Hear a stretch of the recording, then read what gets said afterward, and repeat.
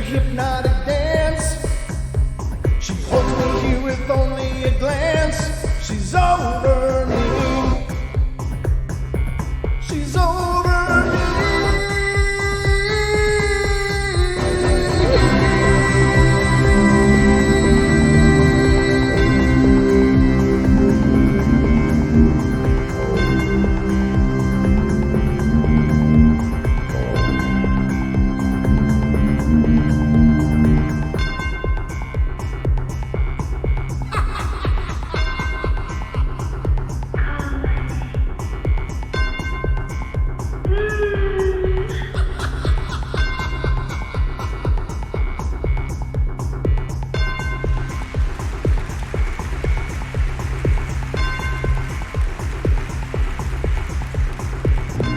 All right, everybody, welcome to the Paranormal Portal, Bedtime Stories from Beyond. I'm your host, Brent Thomas, and not only am I a host, but I'm an old scalawag. Never been called that before. That's a new one. Hope you guys are doing great. Thank you for being here, everybody that is here, and to all of you who are still coming in as I speak. I always like to watch those numbers jump up and up and up. It just brings a smile incrementally across my face. So thank you all for being here, and I hope you're having a great last part of your weekend. I'm ready for spring. I don't know what the hell happened. It's still really cold and miserable up here in the inland Pacific Northwest, and it's just brutal. I'm living in the wrong part of the country or something, ladies and gentlemen. But I'm here for this winter anyway. Maybe next year the portal will become such a thing that I'll have to move south where there isn't snow. I think snow is beautiful, don't get me wrong, and that's not what the show is about, but it's my show and I get to whine when I want to, and so I'm doing so right now. But I think snow is beautiful, but after the first month of it, it could just go ahead and get to spring already. That'd be cool. Or maybe just on the next side of Christmas, just past Christmas, hit New Year's, boom, okay, spring, let's do it. But unfortunately, I'm not on the committee for all that stuff, so it's just wasted breath, I guess. But anyway, welcome again, and hope you all are ready because it's time for bed.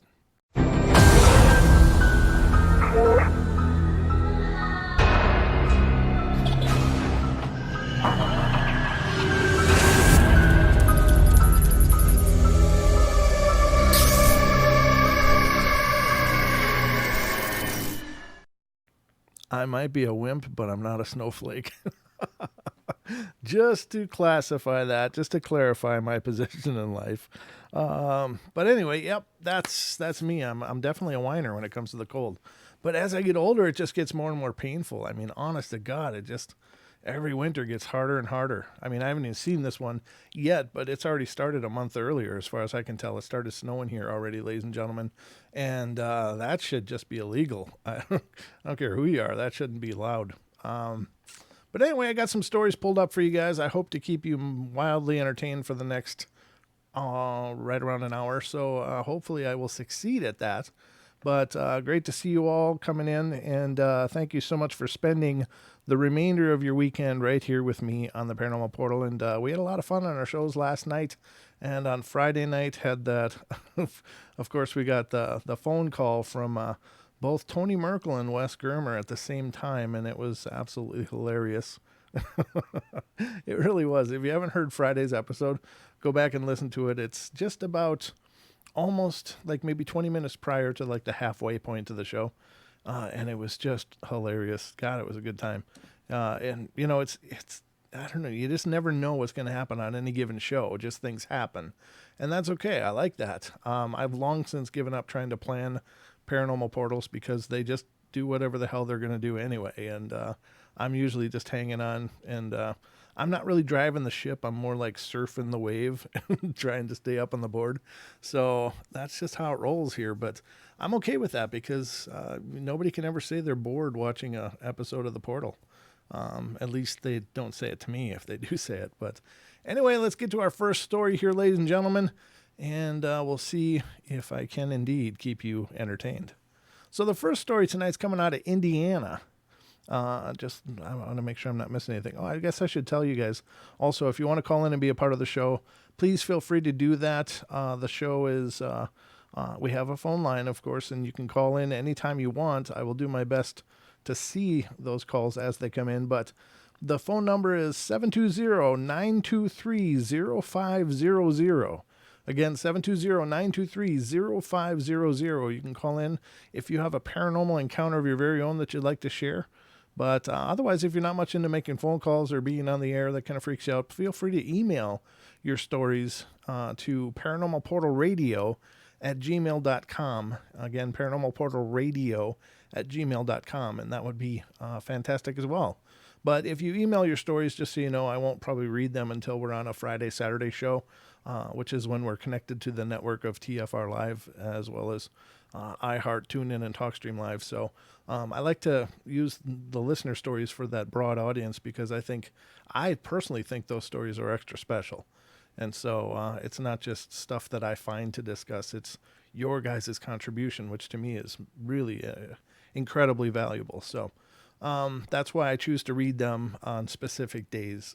So in case you're wondering, or you've missed me reading your story, I've read it, but you'll have to look at a Friday or Saturday show on our archives on YouTube here. So the first story tonight's coming from Indiana. It's not a real long one, but hopefully it's a good one all the same. And this one is, I live in this house that's over 110 years old. Numerous things have happened in this house that we can't explain. For my birthday, I had a couple of friends stay the night, and in the middle of the night, we kept hearing the radio turn on and off in the basement. But when we went upstairs earlier that night, we had unplugged the radio, and we all started freaking out, and my cousin and I went down later on that night after it had stopped, and it was unplugged. We have a piano down in the foyer of our house, and every time we play it, we hear kids screaming and people talking. We know that no one else is in the house because I told my mom about it and she didn't believe me, so we all stood in there, and while I played the piano, you could hear other people. Just the other night, I had my friend Jessica stay the night, and we were laying on my bed, and we both heard a noise out in the hallway, so we looked, and we saw a black figure walking into my parents' room, and we know it wasn't my brother or sister because they weren't even in my parents' room. They were downstairs. When we were about to go to sleep, we kept hearing people walking in my room, and the door handle kept shaking. And we even got that on video. So many other things have happened in my house, but there are too many to put on here. If you'd like to know any others, please just let me know and I'll tell you. Well, it sounds like you got a lot going on there. Here's the thing. I don't know the age of some of the contributors that end up writing in for this site specifically, but I know that being young, you're more prone to flights of fancy, and of course, there's always the suggestion. People suggest themselves into things. Like, I feel like I'm afraid of ghosts. Oh my God, that must be a ghost, So I think that ends up happening in a lot of cases, and so some of these, I can't tell you that any of these stories are real or not. These are some that I found and bring to you on the show. But again, I would have to reiterate that, if you're a skeptic, just consider this. If 1% of all of the thousands of stories I've shared on the show are real, if only 1% is real, that is still representing an incredible phenomena that is occurring in this world. And we obviously have a lot to learn. In fact, I was just having this discussion with Cade Moya, who operates and founded the Believe podcast out of Australia, and he and I were talking about this, and and we agreed on that point that you can't always believe everything, but if only a small fraction of what we read is actually valid and true and factual, then that still represents an incredible, some incredible phenomena that's happening. So I think that's something to bear in mind. Take what you will, dismiss what you will. It's not my job to sit here and try to convince people that this phenomena is real. I believe it is. I've experienced many, many things throughout the course of my life. So for me, it's not really a question. But I can't say that everything I'm reading to you is real, but I can tell you that everything I read on the show is represented as real. So That's the best I can do for a lot of this material. But anyway, I think at the very least, it's very entertaining. So I hope that if you're not a believer, you're at least being entertained. So the next one, oh, there we go. Okay, my computer was lagging. All right, the next one's coming from California. California dreaming. I bet you they still wear shorts in California and flip-flops and T-shirts. That's what I should be wearing right now, but I'm not. All right, then one night when I went to sleep, I had a dream that I was in a house with my friend. It was her house, only slightly different. And when we were in the basement, we saw a white figure that looked like a figure some of my friends and I saw before in real life. She said, wait, I got to do this right. She said, "Follow me," 5 times. And then I took off at high speed, going through many walls and stopped before she reached the door. I was able to follow her, but my friend was left behind. The strange figure went through the door, and I was still running after her, not knowing that she would come back through the door. And it says, not knowing if she would come back through the door. And it says, opened it. I don't know, that's bad writing, I guess, but opened it so I would run outside and then locked it, so I would not be able to go back in to save my friend. Then I woke up, relieved to know that it was just a dream. A couple of nights later, I had a similar dream, only I was with more people in a different house, and we were trying to find the same ghost because the owner said she always had the same problem. I woke up in the middle of the dream, and I was even more freaked out when I woke up. I did not tell anybody about my strange connected dreams until the last night. I had a dream related to the other 2 that I had in the past. Me and my friend saw a group of kids go into the house. We quickly ran over to them to warn them about the mysterious happenings, and they all followed me to my house, which was 2 doors down, and my friend and I explained what happened the past few days. They all believed me and my friend except for one of them, and he looked like my friend's cousin. He went out the door and suddenly vanished. About 5 minutes later, the door opened on its own, and there he was, staring with eyes wide open, so wide he did not blink. He said something I couldn't catch, but I knew it was a clue about why I was having these strange dreams. One of my friend's friend said she had the same dream that I had, except before the second dream, and I knew right away it was no joke. She was real. She was trying to give me a sign. And again, I don't know what to think about those kind of things. I mean, can dreams be powerful, and can they be even prophetic? Sure, they can. But again, this sounds like a very young person, and not that you can't believe young people, and I don't mean to imply that, but I think that you definitely have to bear in mind their age and suggestibility for things like that to happen. And so I think that young people experience some incredibly terrifying things that us older people don't see or experience. But I still think that, you have to gauge each experience with a degree of skepticism, because, you don't want to reinforce fanciful behavior, I guess. I don't know. It's a tough one, I guess, as there's no real way to, say believe this one, but don't believe this one. But I can tell you that in a lot of cases, and after reading thousands of stories, which I have through the years of and through the years of researching the paranormal, I can tell you that you do end up kind of understanding there is a general pattern to things that happen. And not that everything has to follow a pattern per se, but it gives you an idea of how the events in specific phenomena usually unfold. And when you get a claim that's so very, very different from any other claim that has to do with allegedly the same phenomena, then it's harder it's harder to suspend belief in those cases, or suspend disbelief, I guess I should say. But it's very interesting. I guess that seems to be the theme of the night. Do you believe things or don't you? And, this show isn't, again, about asking you to believe or disbelieve, but, everybody's got to come to their own conclusions. Here's another one. This one's a longer one. It's coming from Ohio. And this one is, I got a phone call this morning from Stan, the security guard that I mentioned in my last story, Okay, I don't remember that one, but um, he told me that after the incident with our nurse ghost, that he was too freaked out to stay on nights, and that he had switched to first shift position.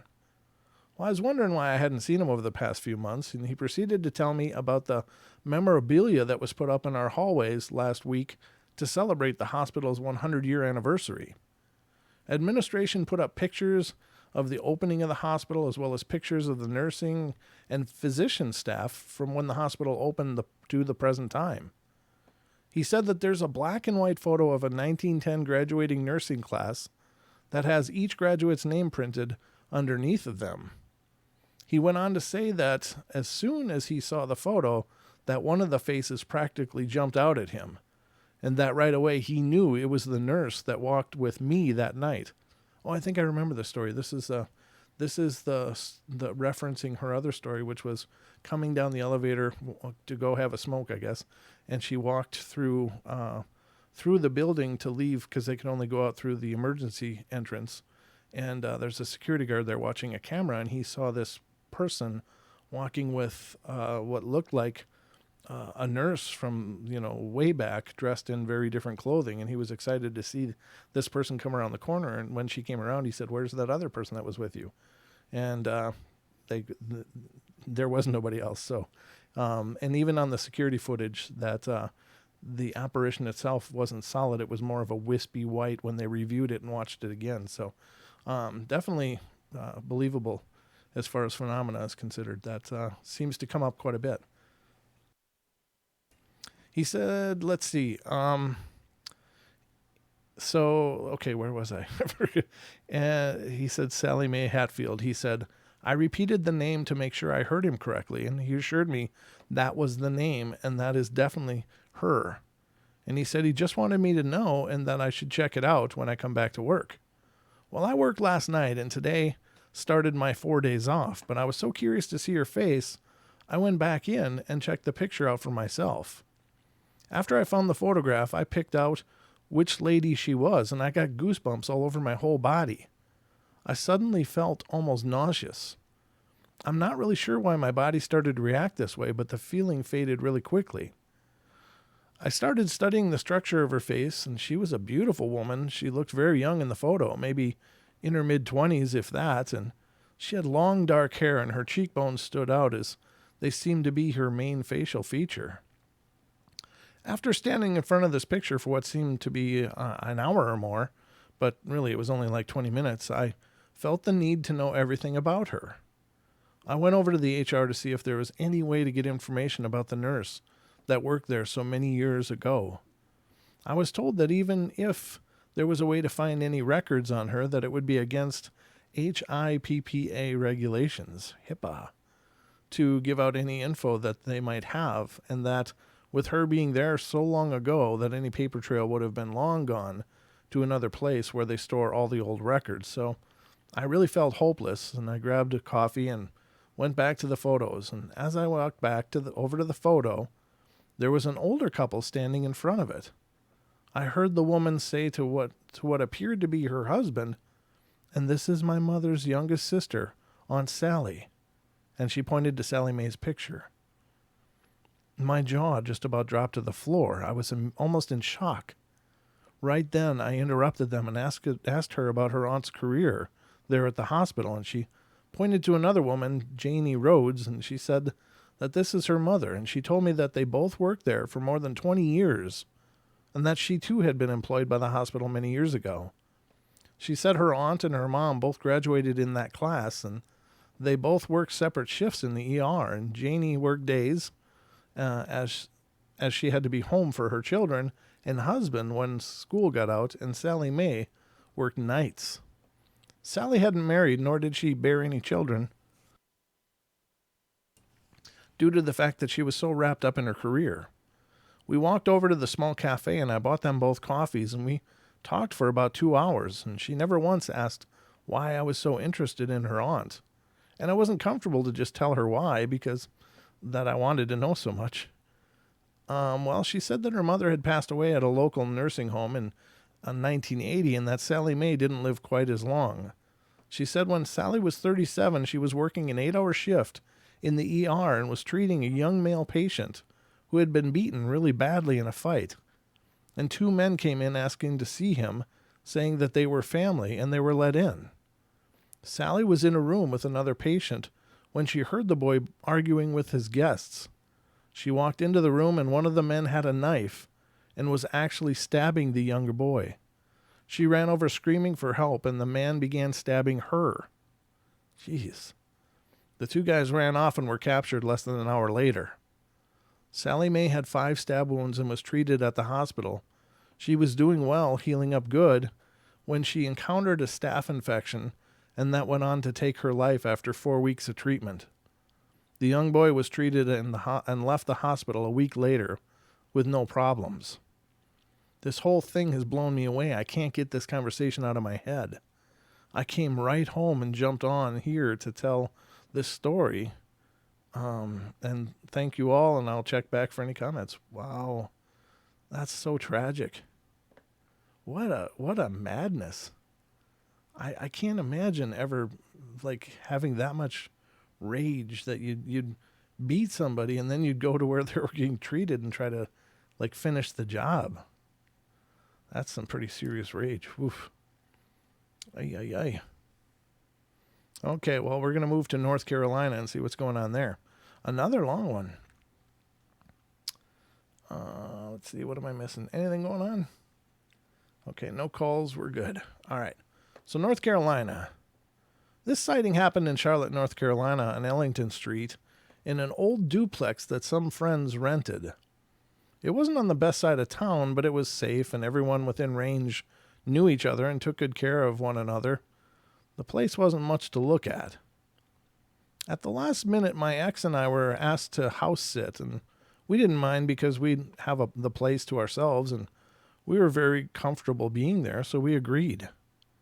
We arrived later in the evening, enough time to just get ready for bed, and I'd just finished taking a shower and came into the room that we were going to spend the night in, and it was around 11 p.m. or maybe closer to 12, and it was no longer than 20 minutes from the time that I came into the room to situate myself that we heard the window open from the other bedroom. And this was a duplex, a small one at that, if you could imagine a big square box with 4 little boxes inside as bedrooms. Living room and kitchen and a small little bathroom that's split between the 4-boxed rooms. The bedrooms shared a wall and the windows were adjacent to one another. And what we heard was quite clear, loud, and obviously the window was shut. Did somebody just break in? We're about to be robbed? We stood still in place and waited to see what would happen. If we could hear them, they sure as heck can hear us. I muffled the words, "Go get something." I wanted to prepare ourselves with what and who we had to face, and I didn't want to be empty-handed. Because I had just come into the room after the shower, I hadn't even had the chance to close the door behind. I panicked even more so because now they could see us. They couldn't possibly think the place was unoccupied. Our car is outside, plus we had lights on. Whoever it was had the upper hand, and they knew what they were getting themselves into. We heard walking and the floor creaking and the sound of pants dragging on the floor, and since we were on the bad side of town, we assumed naturally maybe a homeless guy who needed a place to stay or someone running and broke in to get away. I then started to move to reach for another object and move closer to the door because I want to be there and not for them to be in here, cornering us in a small bedroom. My ex quickly blocked my way and told me to stay behind. Well, I was scared either way, for him, for me, and then the walking stopped. We stood still, waiting. He, my ex, decided to walk outside of the room and to let our presence be known. Not that it wasn't already obvious, and he stayed within sight of me. He came back in to report that there was nothing, and no one was out there. We were confused, scared, and worried, and we didn't know how to react. We started to whisper our thoughts, and we heard the movement starting to back up. Oh my God. I was now near hysterical because he didn't close the door behind him, and the door is open even wider. We both just stared towards the door, and there There it was, or there she was. She couldn't have been more than 10 years old. She was blonde, average height, wearing an all-white nightgown that dragged on the floor. She walked right by the room and didn't think twice to look our way.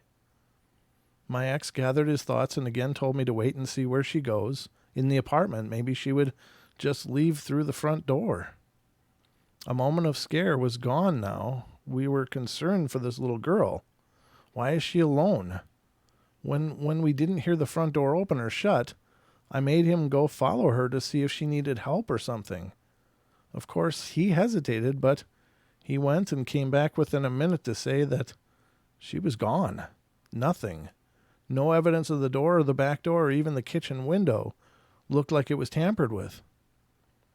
We turned on all the lights by this point and traced every step. We went into the other bedroom and checked it out. The windows were sealed shut and locked. No evidence of robbery or anything out of place. Needless to say, we eventually fell asleep with all the lights on, and we woke up around 6 a.m. We just couldn't sleep. We tried to rationalize everything. We talked to the adjoining neighbors, and they claimed they weren't even home and only just got home. When our friends came back that afternoon, we dare ask them, and maybe they could make some sense of it, what had happened to us the night before. Their reaction was, "Oh yeah, she's always here. She doesn't bother us. She keeps to herself. She'll just walk past us and keep going." What? You can only imagine our thoughts were at this point. Are you nuts? The guys have been living with the little girl ghost and that's it? All in all, this experience that we had may have been only 30 minutes long, but it seemed like an eternity when it was happening. My ex and I have parted since, and I haven't gone back since it was his friend's place. I've also moved to Smyrna, Georgia, close to Marietta, another ghost hotspot, and I do hope to go back there someday to investigate, but I know other people are living there now. I hope you enjoyed the story. Well, yeah, that's pretty powerful. If it's not even an acknowledgement, so if something like that happens, it's an apparition. It just walks through, and that's the event. No acknowledgement, no interaction, not even a look. There's nothing. So that to me would probably be some kind of residual imprint, but from what I don't know. That's pretty wild.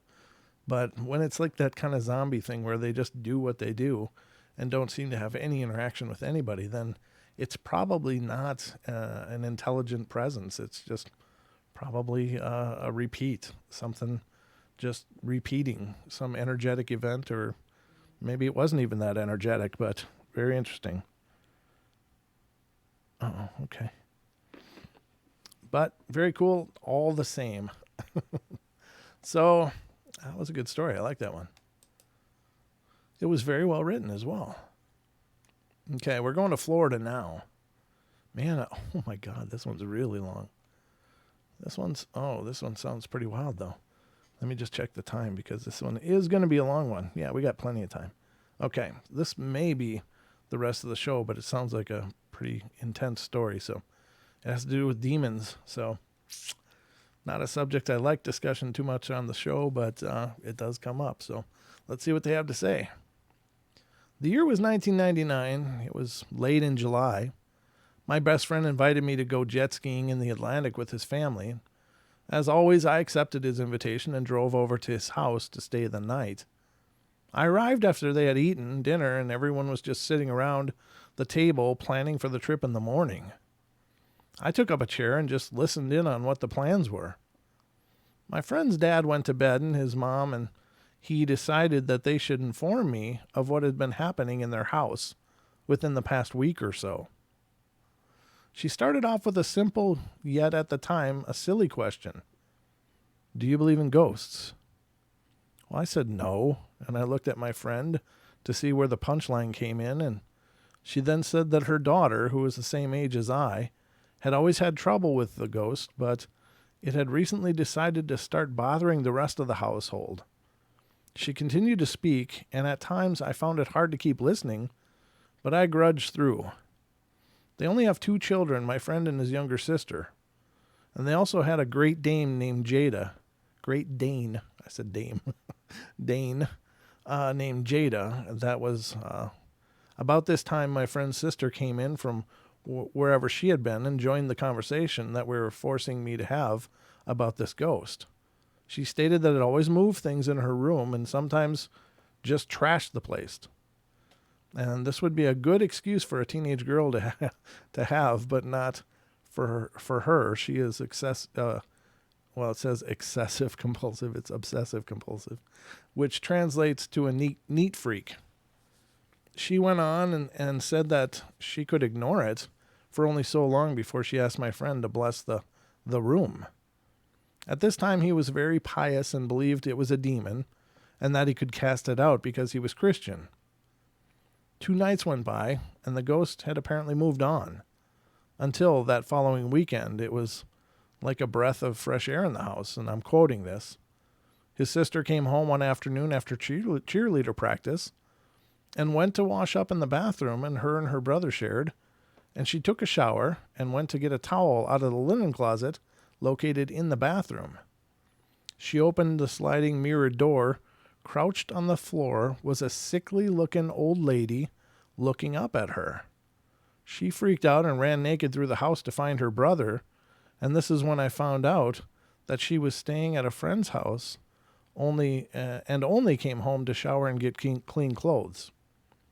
Now, I was very skeptical still at this point, so my friend told me of his encounter with it, and he stated, I thought I scared it off, but it only seems like I pissed it off. And now it's in my room, too. He followed it up by saying, it scratches the wall and ceiling and pulls my covers off of me in the middle of the night. I was trying to be nice, but I couldn't help but throw in a couple of jabs at them because it all seemed really far-fetched to me. So they finally gave up with me, but told me to be careful and not to provoke it. I went into my friend's room and to make a bed on the floor while they still sat around in the living room talking about the ghost, I suppose. In his room are a walk-in closet with only one door in and no vents, and I went in and got covers, a pillow, and an old military bedroll and set up a sleeping area. I noticed a weird-looking oriental lamp in the room that was on but not throwing off much light. I went back out of the room and asked about the lamp, and my friend stated, it doesn't like the light, so I leave it on so I can get some sleep. Now, I really had to poke fun of him for having a nightlight, and I told him that I better not wake up to see him sucking his thumb or he'd never hear the end of it. We finally made our way to the room to go to sleep, but as most kids do, when it's time for rest, we stayed up and just talking. About 20 minutes went by, and I started to hear scratching sounds coming from the closet, so I sat up and told him to stop playing around because I wasn't buying into all this crap. He kind of disregarded my statement and just said, that's how it always starts. I told him the ghost was in his head and that he was just being childish and trying to scare me. I also said, if this ghost is real, why the hell can it only scratch the door? Is it retarded? No sooner did I get those words out that the door started shaking with such force that it seemed like someone was trying to kick the dang thing in. He simply put his hands up, I guess showing me that it wasn't him. But even as skeptical as I was, I knew he had nothing to do with it. The door went from banging to scratching and then back again, and then it just stopped. We finally went to sleep after it was quiet for a while. I was only asleep for maybe 3 hours or so before I woke up. The light was bothering me, so I sat up and turned it off. I lay back down, and the next thing I know, this strange whooping, screeching sound was right over me. Never in all my years have I heard such a sound.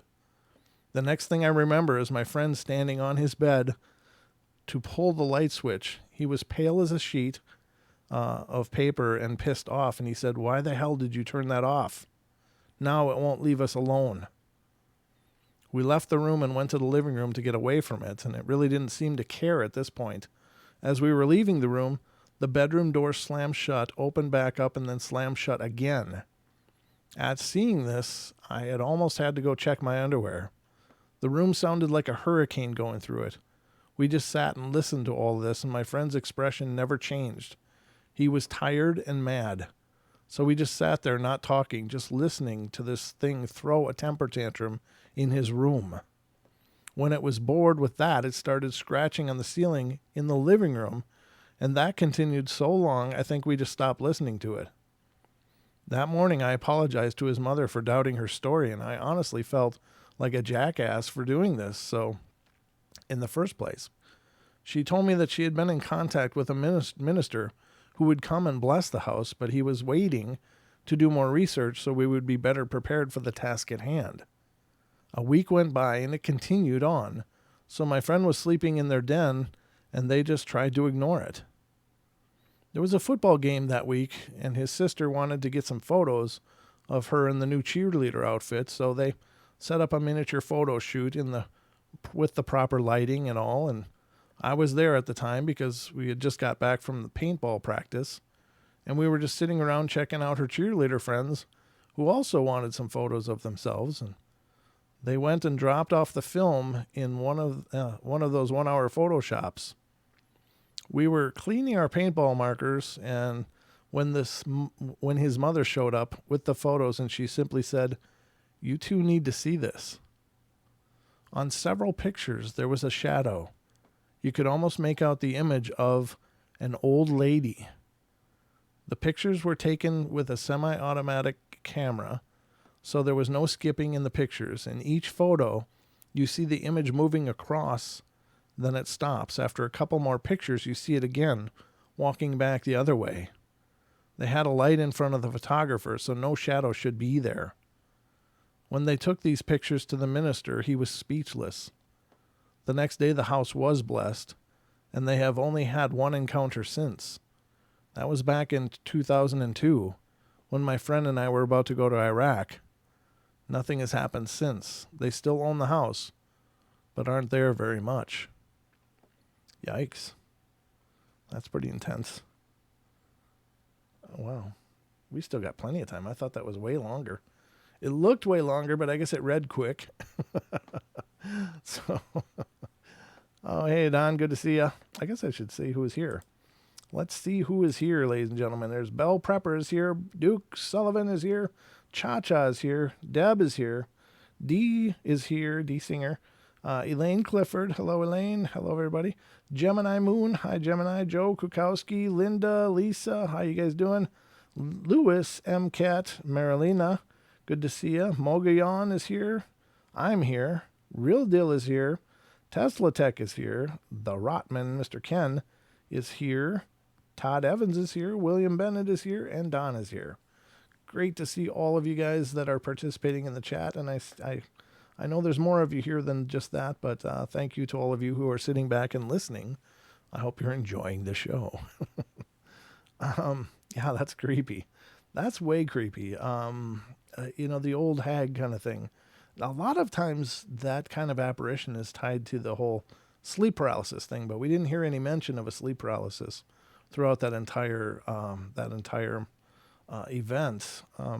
It was apparently some kind of a twisted demon thing, I guess. I don't know. Very strange, though. I don't know what kind of apparition or what that would be. But then again, you don't really know for sure that that's the real form of the thing. It's just the form it uses. If it is demonic, they can appear however they want, I guess. And maybe an old lady looks harmless, but it definitely didn't sound harmless. Now, do I think that that's a demonic event? No, I don't know. I mean, it could be, I guess.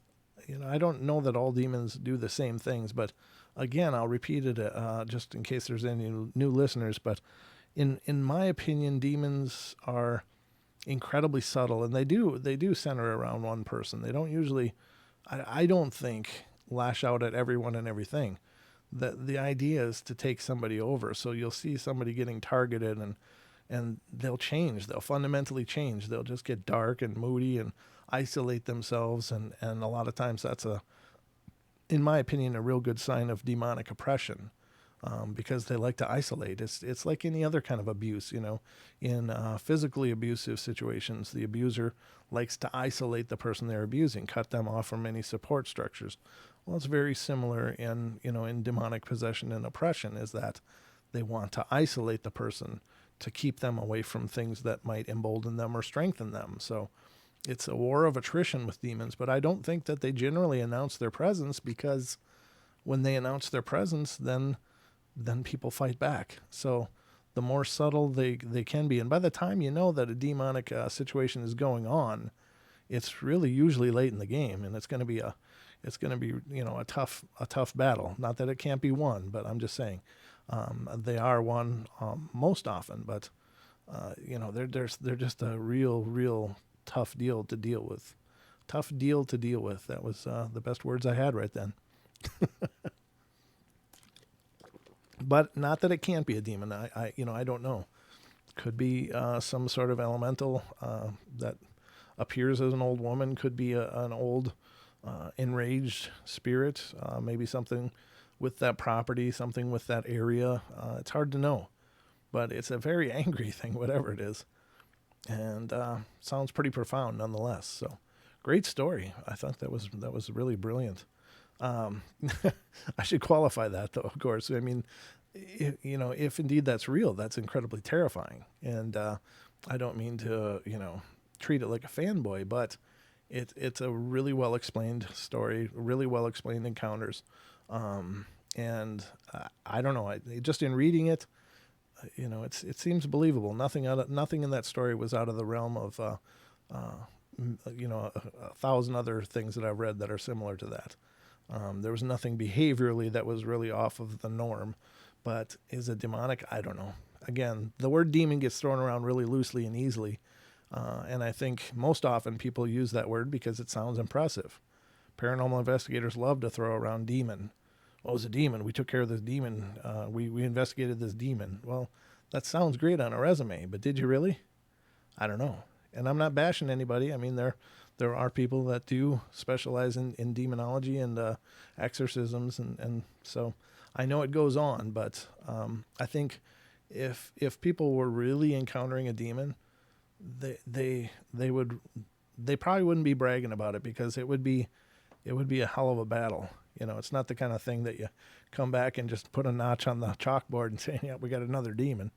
You know what I mean? They are incredibly intense, powerful beings, and not that I'm trying to inflate them. I mean, but the point is that they aren't just, "Oh, I'm going to sage this demon away. Oh, it's gone." It takes a lot more than that generally. So anyway, we'll continue on. We're going to Florida. Okay. Florida.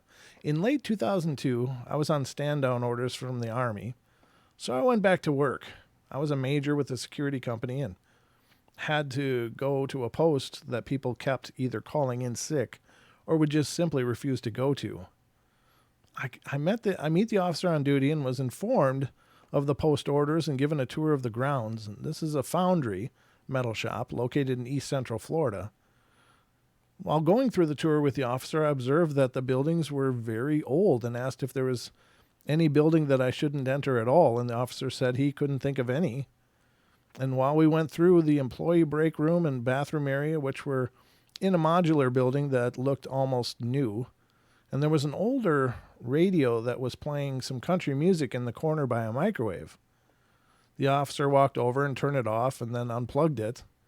I thought it was strange, but I didn't want to talk to this man any more than I had to, so I didn't ask questions to why he did that. He then started just talking and telling me how it was where the original railroad station used to be back in about 100 years or so ago, but they moved it to where it was now. The station the station is now a museum. I'm sorry. Okay. In this small town, and it was within sight of where we were standing. The man told of some stories. Okay, that was just read awkward. The man told of some stories that he had heard about murders, rapes, and all other bad things that happened there. At all this being his supervisor, I asked if he was scaring other officers away so he could get overtime, and he looked at me and insulted and started walking away into the closest building. Once inside, he produces a small black pistol and a flashlight, but he wasn't facing me. I had my service revolver, a Smith & Wesson Model 19, chambered in 357 Magnum rounds, okay? So I pushed my coat away and unsnapped the retention strap. I stood there thinking, holy crap, this dude's flipped out. He turned around and said, I don't think this will help, but it makes me feel better. All I could think to say is, I hope you have a permit for that thing. He laughed at me and stated, kid, I don't even have bullets for this thing. I figured it was best to stop asking questions because the answers weren't making me much sense anymore. We proceeded to walk through this huge building full of metal cutting tools and welding machines. In the center was a cleared walk space outlined with yellow fluorescent paint to mark the path. At the end of the building was a security office with a phone, radio, and a desk with an old duct tape chair sitting behind it. Yeah, it was real classy then. The officer turned and asked me if I had planned to stay the whole night. I informed him that I was because this relief had called in sick tonight. He then told me that he knew that girl, referring to the other officer, was scared out of her mind last night and he had to come in early and work a 16-hour shift per the colonel, my boss. It was a 12-hour post and I knew it was going to be a long night, running on a couple hours of sleep the day before. I let the officer go home and walked to the property one more time before I sat down and relaxed. I must not have noticed how large this property was when I had walked it the first time. So laziness got the best of me. So I went and I got my Jeep and drove it around the second time and just stopped in front of the building, got out and walked through with them. And I returned to the office and called my wife and told her I wasn't going to be back home that night and I would see her in the morning. I turned on the little radio in the office and sat down and started payroll for that week. It must have been a really exciting stuff because I woke up about an hour and 45 minutes later. It was dark now and I needed to make a round anyway, but first I had to take a leak, so I went and got in my Jeep and drove down to the employee rest area, unlocked the door and went in. I was standing in front of the urinal when I heard somebody started singing. It was very faint, but I heard it nonetheless. I got done with my bathroom break and entered the lunchroom, and the radio was playing, so I went over and turned it off. I started walking out of the break area when it dawned on me that the officer had turned it off and unplugged it. So I returned to the radio and unplugged it again. I went outside, got in my Jeep, and drove around the grounds and checked every building twice. I thought someone had jumped the fence and was playing around, and I just wondered if the person realized I was carrying a hand cannon on my hip and a shotgun in my Jeep. I returned to the security office after my search, didn't turn up anything, and called the colonel. I told him to keep his radio on because I might have somebody on the property and may need backup. He said, you know that place is haunted, don't you? I told him that the officer had made some hints but didn't outright say it. I told him that I would not be calling him to come hold my hand. I'd call him when I knew for sure that I had a person detained. I continued to make the rounds in my Jeep just in case. I went back to the break room to check the radio. It was off and unplugged. Cool. I then went to exit through the bathroom, and I didn't even make it to the door when I heard singing. I have the only keys to the building, so I must have locked the trespasser in the building. Well, I drew my pistol and went back into the break room expecting to see some scared local kid or some crackhead that got lost somehow. When I entered the room, not only was the door locked, but there was nowhere to hide. It was empty of life, too. I walked over to the radio, turned it off, and unplugged it again, picked it up, and moved it to one of the tables across the room. I went back outside and got in the Jeep, started driving down the dirt path between the buildings. It was starting to rain. It's Florida. It's either raining or about to. And I was making my way back to the office when I decided to make another round by the break area. I pulled up to the building, unlocked the door, walked in, and was rather pleased to see the radio where I left it. I locked the building back up and went to my Jeep, started to drive the dirt path again. It was raining pretty heavy at this time. I just started off when a kid, black male in ragged clothes, ran in front of my Jeep. I slammed on my brakes, went to open the door when a man, big and white, in faded overalls, ran that same path as the kid had. I exited the Jeep, grabbed a flashlight off the dash, and took off after them. At this time in my life, I ran the 2 minute mile, or the 2 mile in 13 minutes, 2 seconds. We covered some ground when I finally drew my pistol and yelled, "Stop or I'll shoot." I know it's corny, but that's what I said. The kid kept running, but the man turned and faced me, clean cut, built, and full of rage. I drew the hammer on my revolver to single action to show him I would shoot. I whipped some rain and sweat from my face with my hand holding the flashlight. When I opened my eyes, he was gone. I walked his footsteps in the soft sand, but they just stopped where he did. I went back to my Jeep, got my shotgun, and tracked the footprints again from where I first saw him, but it was the same outcome. They just stopped. I have more to the story, but I summed up the bulk as best I could. Wow. That's pretty intense. That's really intense. I don't know, ladies and gentlemen, that's a bizarre one. So is he just seeing an event from the past? But see, that was intelligent. He yelled stop, and the big guy turned around and looked right at him. So now here's the thing that I find interesting, and this comes up all the time in these stories. And maybe it's only interesting to me because I read so many of these stories, but there is something about when you make eye contact with an apparition and it looks at you. And I don't know if it's some kind of weird quantum entanglement thing, but they will stay. And these stories, every one of them continues in the same premise. They stare at this apparition and it stares back at them. And it's like they're locked in the staring contest. But as soon as either the person looks away or blinks, once they look away or blink, boom, those things are gone. The apparition is gone. And I just got to wonder, is there some kind of weird like quantum entanglement going on where by viewing them, you are locking them in a state that they can't leave until you look away? Is there something going on to that? And I don't know. I mean, that might sound just bizarre to you guys out there listening, but I think there's something to that there's otherwise, well, they do sometimes vanish in front of people, but it's not when they're staring at people. Usually it's when they see an apparition and then suddenly it just fades away. But once the eyes are locked, it just comes up all the time that it's a moment frozen in time until the person blinks or looks away. And then suddenly these apparitions are just gone. I don't know. It's very strange phenomena, but I think that's a breadcrumb. That's a breadcrumb of some kind. Take it or leave it, but just a thought. Thank you, Gentry. I appreciate that. But yeah, I guess, those are the kind of things that come up in my mind. And that's one of the reasons I love the paranormal, is because of the mystery. We just don't know what's going on in these situations. We don't know what is causing a haunting or what is these phenomena? What do they mean?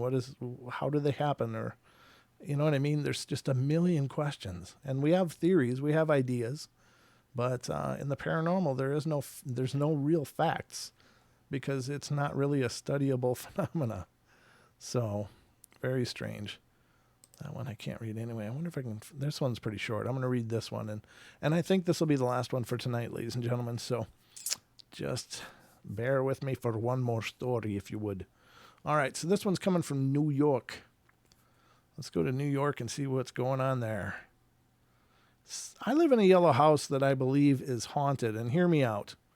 I'm not sure what kind of ghosts are doing this to me, but anyway, I live across from a cemetery, and I think this is why I'm a ghost magnet. I've always been thinking of ghosts ever since I was about 3 years old. Now, I'm a lot older, and I've remembered this stuff. Like one day, I was all alone, and this greenish, reddish stuff came up from the cracks in my house. And I'm not sure what it was, but it was scary. And I didn't know what to do, so I wiped it up. Once my friend and I had a sleepover, and we were half asleep, and from the downstairs, a door slammed shut from what sounded like From what it sounded like. That's the way it's written. Slammed shut door or the door slammed shut from what it sounded like. It was going to come upstairs, but then went back down and it slammed the door again. So that was really scary.